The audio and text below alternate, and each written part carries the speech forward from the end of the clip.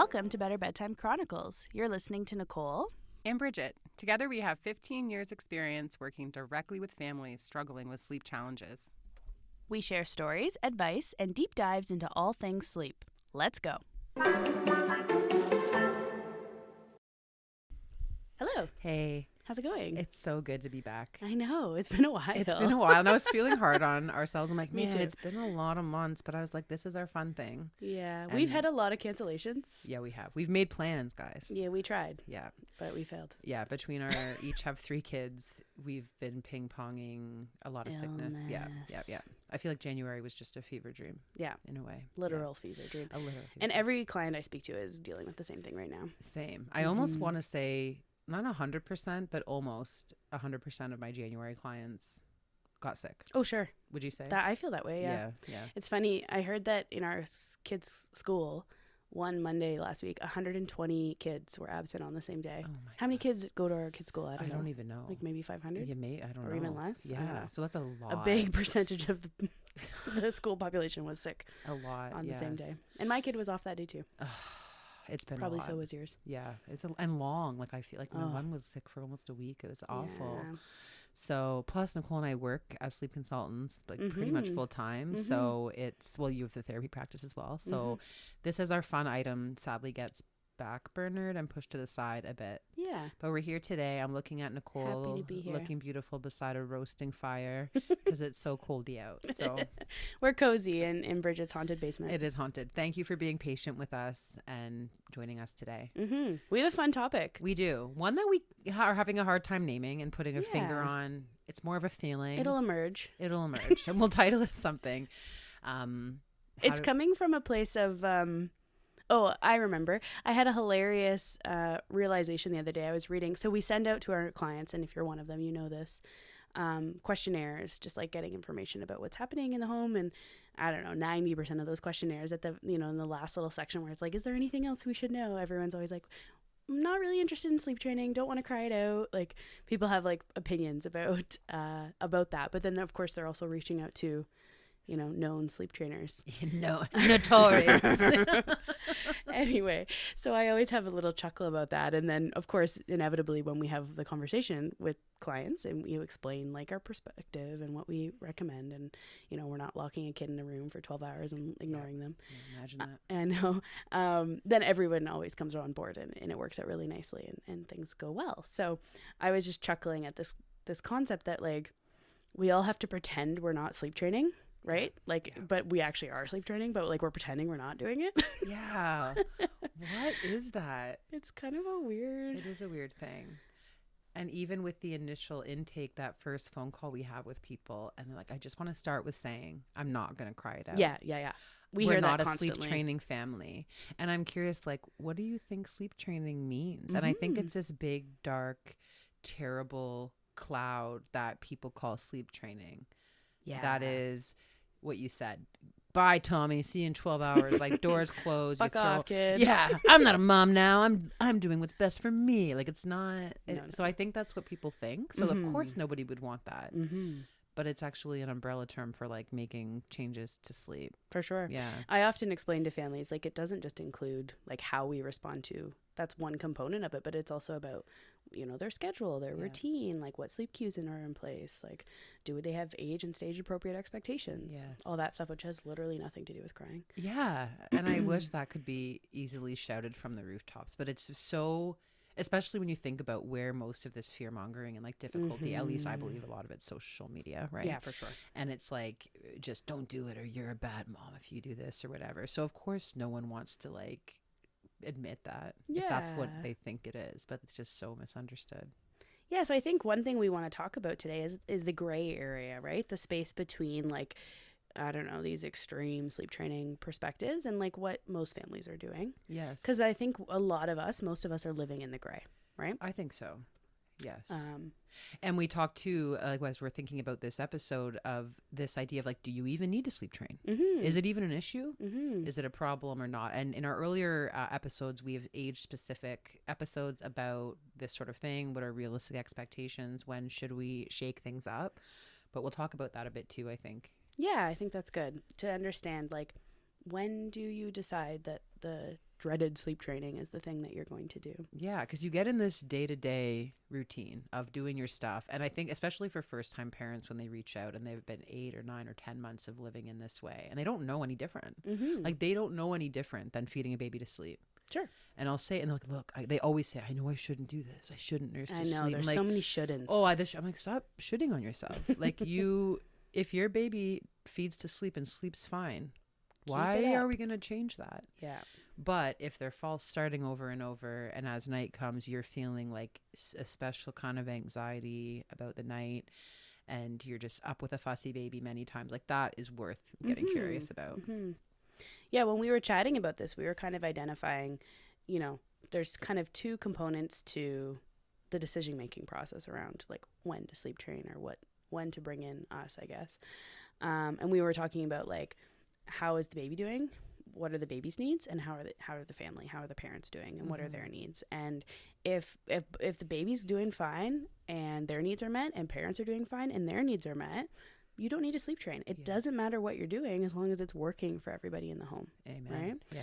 So if, whatever that looks like, however you've structured sleep in your home, if you're cool and your kid's cool, then don't worry about it. That's the end of the story. Yeah. And not everyone needs to sleep train. No, absolutely not. Yeah. And I think we even have to talk people out of it sometimes. Like I'll sometimes get a call and it's like, well, they are rocked to sleep at 7. They sleep beautifully except a quick feed at 3. But my mother-in-law wanted me to call you to sleep train because she believes in sleep training. And it's like, well, no, what you're describing is normal for a 6-month-old baby. Like, why would we rock that boat? And and then getting them to think more about that. But that's like a whole other conversation of just standing up for what feels right for your baby, sleep or otherwise.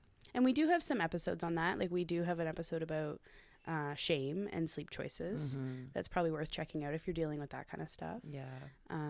But yeah, there is a component of trying to advocate for what is right for your family. Yeah. And on that note, like being honest when it's not so right. Because we get in these I think about this with my oldest, who's now 13, which is insane. And it was like the effort that went into getting this child to sleep and then repeated every 90 minutes all night long was just the only thing I knew. And so it took someone else being like, there's a better way. Yeah. Like you can do something. You don't have to just take it lying down and you have no choice. Like you can, even though it sucks, you don't know what to do. But now, especially that we've been in this business, like in this world of sleep consulting, sleep training for so many years, like the old conversations, and I think about this, about like, it's damaging. You're gonna ruin their attachment or whatever. Like they're so tired and debunked, and there's nothing. Yeah, we need to move past that. We do. And so but people still see it because it's still a hot topic on socials. It's still, and I think about certain practitioners or groups of people who continue with that rhetoric, and it's like, what is their end goal here? And if you look, you usually can find like, oh, they want you to hire them for this and not for this. And they're creating clickbait, right? Like that's what social media is about. Yeah. I'm just starting to get better at not engaging. I'm a slow learner. I'm like, ooh. They always get Bridget when they create the bait. It's true. I'm like, how dare, and then my fingers are flying and I'm like, no, let them, as Mel Robbins says, like, let them do their thing. I will do my thing. And I think we are confident in our work now where we're here, we can help you do this. Again, we fully believe not everyone needs sleep training. That's why we do an intake to see if everything's good, and then we get into it. Yeah.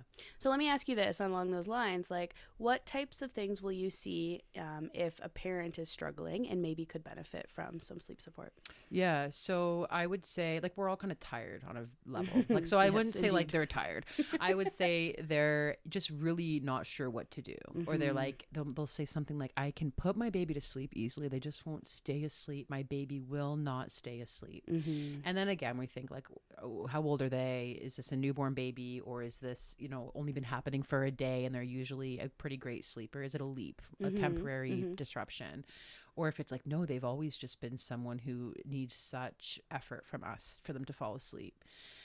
And that's when I challenge them to think like, we have to have a radical shift in perspective of we don't put the baby to sleep, we get them ready for bed. And so to have someone get uncomfortable with this, like how you put your baby down will look different, the tail end of the routine, all for the sake of setting the stage for a better night of sleep.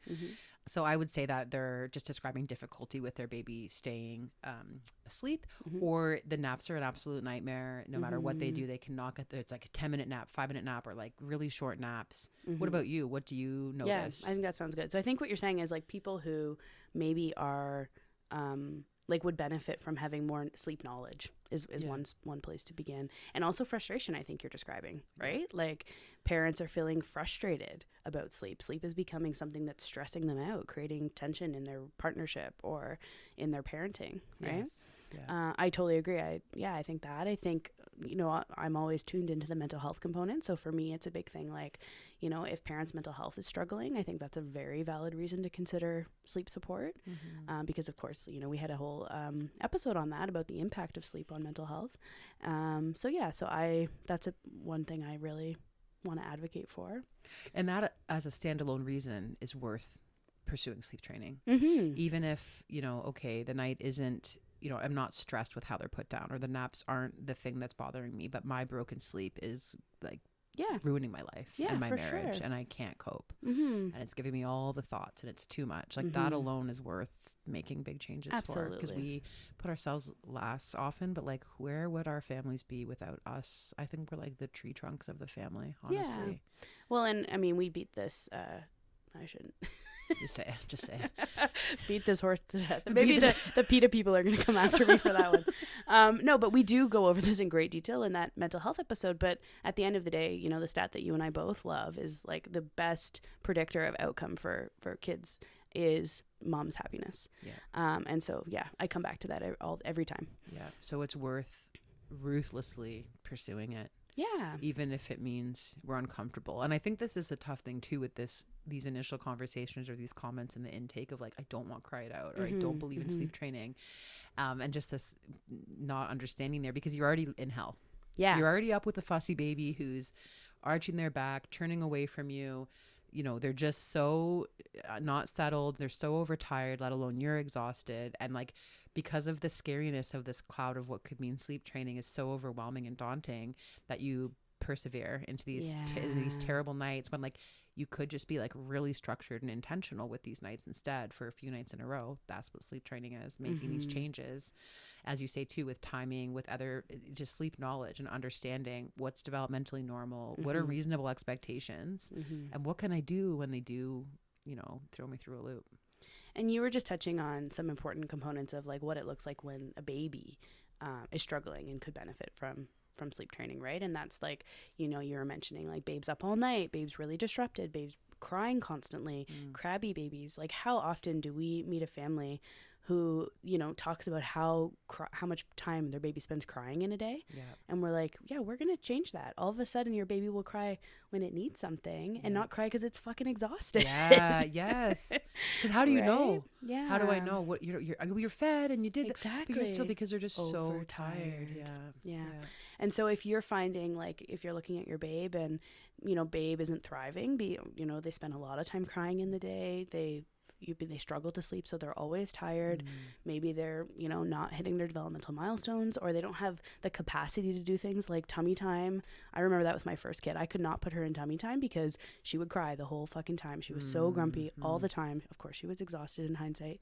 But those are the kinds of things that we would see for our baby, where we're like, no, actually, we want better for them. We want them to be able to have the capacity to grow and meet their developmental milestones because they're well rested. Sleep is an extremely important part of development. And I love the way you're saying that too, because the narrative around sleep training, it's like, I'm doing this to them. I don't want to do this to them. And it's like, no, you're doing this for them. 100%. And with toddlers or preschoolers too, if you have any of those living in your house right now, it would look different too. And by the time people phone, like that control is completely gone. They pick the parent who puts them to bed. It's usually mom. And mom has to sit here and has to do this 18 tasks or whatever. And so even if it's not in infancy, it's still like a huge problem, because maybe you would, you know, a full day, whether you're working outside of the home or you're in the home working, whatever you're doing, you get through bedtime, and then you have this torturous evening of stuff. And then you hear this like toxic positivity of like, they're only this young for so long, like just do it. Like, no, I need like an hour to not be touched out. Yeah. Or to finish something. And your kid needs to sleep. They need it. Sleep is central to your kid's well-being, right? So these are valid reasons to seek support. Yeah, I think so too. I'm trying to think if there's anything else that like, what's a big indicator when someone reaches out of like, there's a need there. And I just think, It honestly, it has so much to do with, like, you can tell by the tone of parents' voices, right? And of course, parents are calling us when they're struggling. We don't often hear, occasionally we do hear from families who are doing okay and they just want to make sure everything's like cool. Yeah. But generally, like, these parents sound defeated. They sound exhausted. They sound tired and like they're struggling, right? That's the thing I notice first. Their spirits are crushed. Yeah. It's really, and we get it too from being there too. It's just this awful feeling. So the fact that people are brave enough, especially with all the discussion going on and all the outside influence, to like still make the call. Yeah. Or still reach out and be like, let me just like see. And not everyone, like I think about an average week of however many calls I do, like there are definitely people every week who they really don't need it. Yeah. And we tell them that. We're like, oh, actually, I think you're good. You're probably fine. People do better than they think. Yeah. And if you're one of those clients who wrote in your questionnaire that you didn't want to do Cry It Out and then you ended up doing some sort of version of that with us, you're not alone. 100% you're not alone. Don't feel bad. We know where that's coming from, right? We are like really, really clear on where those attitudes develop. Yeah. And honestly, you're just like demonstrating to us the type of pressure that you're under. Yeah. When you say something like that, that makes us recognize like the shit that you're dealing with on your end. That's well said. And it's not your fault. No. Like, you're right. It's the pressures that come along with it. And then, kind of guilted into it or whatever. Yeah, that guilt is huge, right? All right. So how do we know if someone reaches out, whether it's like online or they phone us in, that they don't actually need us? Like, what are some indicators of like, no, you actually don't need us at all? That's a great question.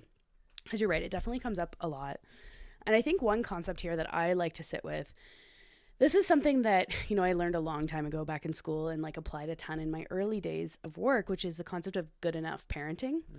And for those who don't know, it's essentially this concept that like we can be good parents by trying our best, offering, consistent availability to our child and also screwing up sometimes, right? Making mistakes, owning them when we do, that kind of stuff. Like, we don't have to be perfect parents to be good parents.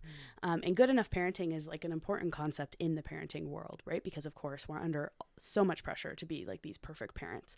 And I think that can apply to sleep too. We can get good enough sleep. And so I think like when I'm talking to a new family, I'm assessing like, is sleep good enough for your family? Is it working well enough? It doesn't have to be perfect, and it's not going to be. But how can we, assess for good enough sleep? Yeah. Whether it be co-sleeping, room sharing, they're in their own crib, whatever it might be, is it good enough? Yes. And this kind of brings up this thing that I actually learned this a few years ago when I did my adult sleep program. And it was this idea of parents who themselves have sleep struggles or have a really negative view on sleep or their own sort of things going on will almost like project that on the kid and be like, well, my kid's a crappy sleeper because I'm a crappy sleeper, or my kid's not sleeping well, but they're not looking through that lens of like, it is actually good enough. Oh, sure. Yeah. And it's actually normal and it's fine because they have this like perfectionism view on it, or they just have this narrative that like it's shitty sleep in their house. It's crummy sleep. It's just how it is. Yeah. And that is hard to change because even if their sleep hygiene, their timing, all their things are good enough or they're good, or maybe they're even great, but they have a perspective. And you might know people in your life who are just someone who has a perspective on sleep aside, just anything, and it's difficult and you're dealing with that. So that's another piece. Yeah, for sure. And we can create narratives ourselves about what our sleep looks like when in reality it is good enough, right? Yeah. And I have a great example of this. I had a client recently, a lovely client reach out. So we kind of cobbled together a sleep plan, many months ago. That wasn't exactly what I would typically recommend for a family, but it was working for them. And it involved rocking to sleep. And essentially we solved the problems that they were experiencing back then, by switching from 3 to 2 naps. And that switch allowed their kiddo to be ready for sleep at the appropriate time. And so the kiddo was easily rocked to sleep, no big deal, slept great through the night. And I was like, we don't need to fix this problem. This is going great. Like, this schedule change kind of created the best outcome. And they've reached back out. And kiddo is now ready to transition to 1 nap, or maybe approaching that transition. And same thing, same struggles. So what I would typically, when I hear what's happening in their home, lots of night waking, struggling, fighting naps, all of these things, my first thought is, well, yeah, you're rocking to sleep. Like probably kiddos expecting rocking in the middle of the night to fall back asleep. And that would probably be, I even said this to the parent, that might be the best answer. But we know from experience that your kid can do very well with a rock to sleep. So let's look at other options here. And in my opinion, another option is, well, maybe we do this nap transition. Maybe just like the last time we did a nap transition, you can avoid having to do the stuff you don't want to do from a sleep training perspective, keep the rocking, which you love, if we can just, create a better sleep schedule for the kiddo. I love that. And so that's what we're going to try. And we're going to keep the rocking in place because right now, they're having struggles and they reached out because baby is struggling, but we have a solution that's worked historically and we're going to try it again and see if we can get it to work again. I like that because it does. And I agree too, almost often it is, we change the how. The little one falls asleep all for the sake of just setting a foundation for easier sleep throughout the night. Yep. But sometimes it is just a matter of shifting that daytime sleep, shifting that bed timing, or even that segue to the point that they're being rocked. They're not falling asleep 15 minutes earlier on the bottle, then they're wide awake and then the rocking doesn't work. There's little pieces you can do there, which I think is great. A great way that we can be a sounding board for people, because we can talk with you. We can have a one-off call to go over these things. It doesn't mean you're going to go through more rigorous sleep training. It's not needed for everyone. No. And that was the conversation I had with this client. I was like, okay, here are your options. Here's, what you might end up at. You might end up at a place where rocking is no longer working. Yeah. But right now it's still kind of working. Yeah. Let's see if we can get back on track by adjusting the schedule. And let's get back to that good enough sleep, which is exactly what they've been experiencing. And it's been working well. Oh, I love that. And I like that you said too, it's possible something's changed and we do need to have that conversation maybe later of shifting that, because it's ever changing, always with our kids, with everything, eating, sleeping, toileting, all the things. And so to be able to say, okay, we can rock to sleep or nurse or feed to sleep, whatever, as long as it's serving you well. Yeah. But when it's not serving you well anymore, maybe we start thinking a different way. Yeah. If we need to, but that could never happen. Yeah. And that's what I said to this client. I was like, this could work forever. Yeah. Or it could stop working and we don't know. And we'll just, take it as it comes. I like that too, because it's we only can control so much. We really only can. And I think that's where a lot of us get really hard on ourselves is we wake up, the baby woke up earlier than we wanted. Well, now the naps are screwed. Well, they didn't nap as long. Well, now today's a mess. And then we put so much pressure on something that's just ultimately not up to you. And so to just instead focus on those pieces that you can control. Yeah. So I think it's helping parents to accept what is instead of what they want it to be or what it should be, what the world is telling them it ought to look like. Yeah, absolutely. And so if they are reaching out and saying things are bad, or I'm reaching out, I need your help, and we're like, well, do you really need our help? We have this kind of way we do a call where we ask all these questions about the little one. And to me, someone who wouldn't probably need a lot of help is they're actually sleeping in relatively long chunks for their age. If someone's calling and they have a 5-month or a 4-month-old and they're begging for lengthy naps, but everything else is looking great, you might adjust a bit of timing, but shorter naps at that age group is pretty common too. So it's what are you going to rock the boat for? So do you have other examples of times when you have identified that a family's got it good enough?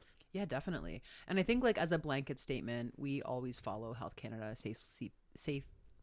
we always follow Health Canada's safe sleep guidelines. It's true. And then you'll get people will reach out sometimes who are co-sleeping. So they're sharing a bed or they're room sharing and they might have a side sleeper on the bed. And so in my first year of sleep consulting, I would have been like, oh my God, no way. You have to do it in this one way. But of course we've learned and we're wiser know now. Better. Yeah. Know better and, doing better. So I just get curious and ask them the same questions, how bedtime routine looks, how is all this going? Why are you curious about leaving that setup? And often it is these external sort of factors that are putting pressure on, or same thing, they just need adjusting with the sleep timing kind of piece. And so we just really ask them this question once they've shared their details. It's well, how are you feeling about sleep? And just giving them that open space to talk about it. The truth comes out. I actually feel fine. It's my partner who is whatever, or it's the family vacation coming up that I'm nervous about navigating, or daycare is coming. So I'm so scared. That happens so often. Yeah, because they want to change the sleep setting at home to accommodate this new setting at daycare, when it's like, no, you keep what's going at home. Daycare will have their thing. Our babies are so amazing and resilient and can learn the difference. It's incredible.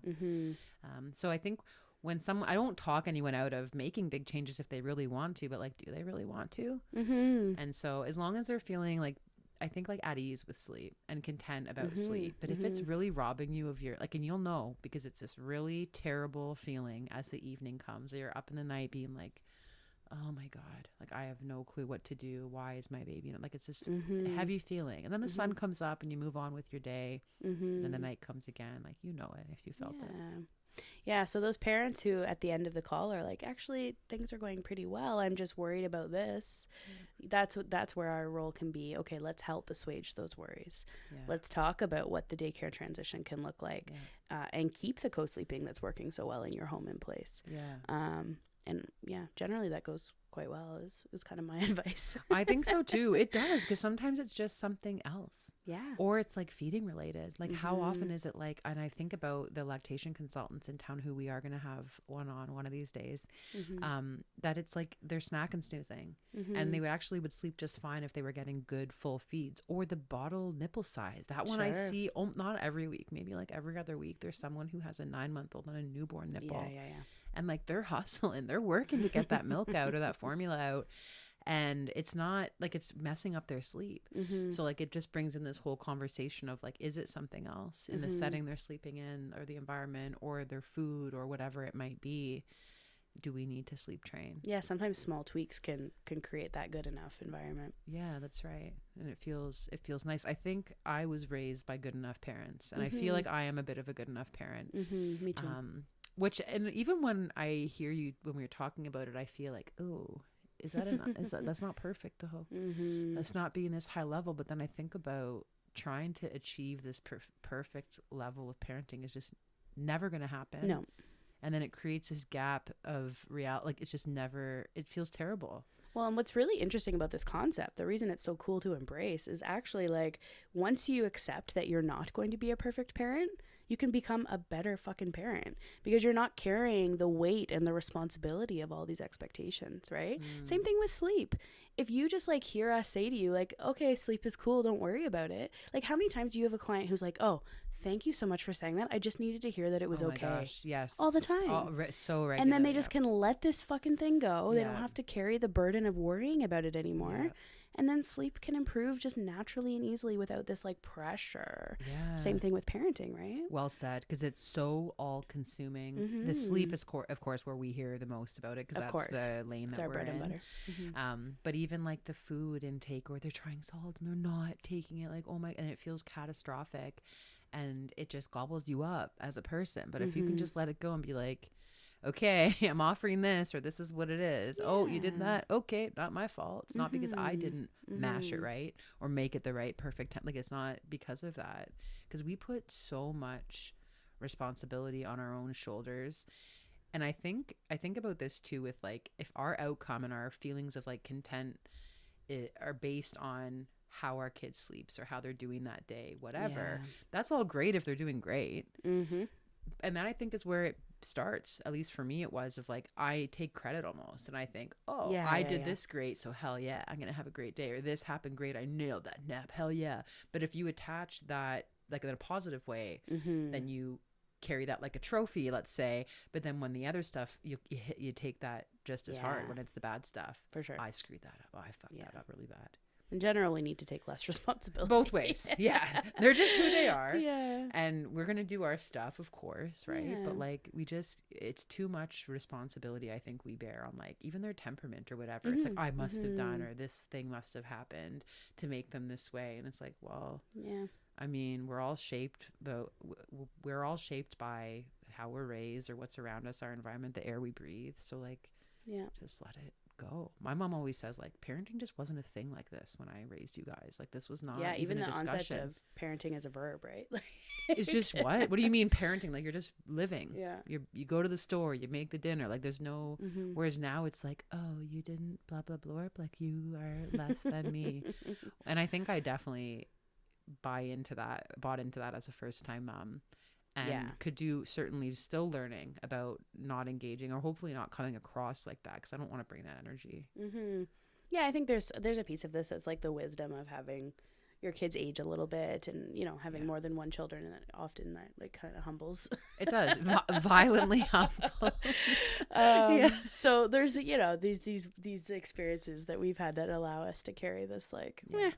It'll be okay. It's true. I think you're right. Even that, like I've been a mom for 13 years and you've been for what, going on 8. 8. Yeah. And then having multiple kids, like for my children have had some health issues with them, which is also very humbling. And like, oh, okay. I thought that was a problem. Holy shit. I know. Whatever it is. So it's funny, I think about like, I look back at my new parent self and have a lot of grace for her, but also a lot of kind of criticism, or even just like I kind of chuckle at some of the shit that I used to do, and I wonder how we'll look back at ourselves now. Today. Like look, in 20 years we'll be like, oh my god, get over yourself. Like, you think you're so wise? Wait till the teenage years come. I'm scared. I'm so scared. I'm like just new in that world, and I know nothing, and I am.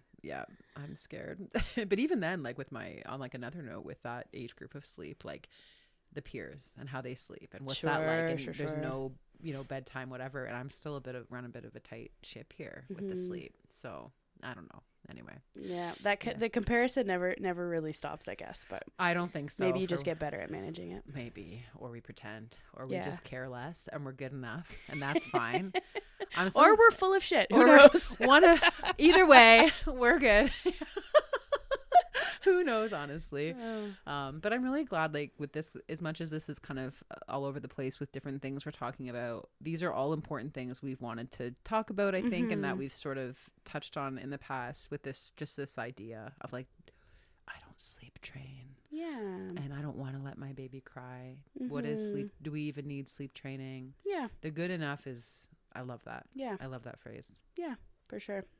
And I think, ultimately at the end of the day, as it always does for you and I, it comes back to like, whatever you're doing in your home is probably good for your family. And what I'm doing in my home is good for my family. Yeah. And we're just here to support each other. Yes. Amen. I love that. And the different house, different rules, things too. And it's okay to have our differences and do what works for us. So thank you guys so much for listening. It's always nice to come together again and be here. Hopefully it won't be another 6 months till we record another episode. Willing, unless there's some, who knows, whatever. But as long as nothing crazy happens, we have some other fun stuff coming down the line. Yeah, some guests. We have lots of guests lined up. We do. I'm so excited for this. We'll dive into those soon. Yeah, so stay tuned. Thank you for listening and sleep well.